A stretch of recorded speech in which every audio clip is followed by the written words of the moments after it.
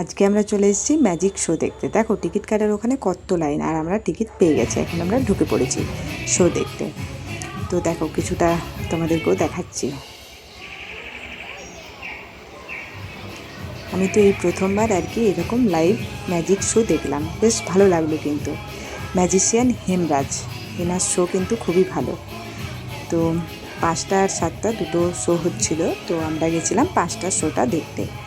আগের দিনও এসেছিলাম, কিন্তু আগের দিন কোনো একটা কারণবশত শোটা পোস্টপন ছিল, তো ওই জন্য আগের দিনে দেখা হয়নি। তো আজকে আবারও চলে এসেছি, বেশ ভালো লাগলো দেখতে।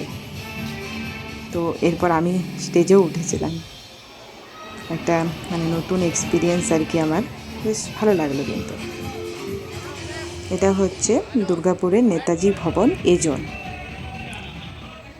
তো এখনও 1 তারিখ পর্যন্ত হবে আর কি শোটা। তো তোমরাও দেখতে পারো, ভালো লাগবে দেখতে। আমার তো বেশ ভালো লেগেছে, আর বাচ্চাদের তো এটা খুবই ভালো লাগবে। তো দেখো এখানে ম্যাজিশিয়ানকে আর কি আমি ওই বক্সের ভেতর, আমাকে বলা হলো আর কি বক্সের ভেতর ঢুকিয়ে লক করে দিতে, আর হাতে লক আপ দিয়ে লক করে দিতে আর কি। তো তারপর লক করা হয়ে গেছে, এরপর ম্যাজিশিয়ান পিছন দিক থেকে এন্ট্রি নেবে।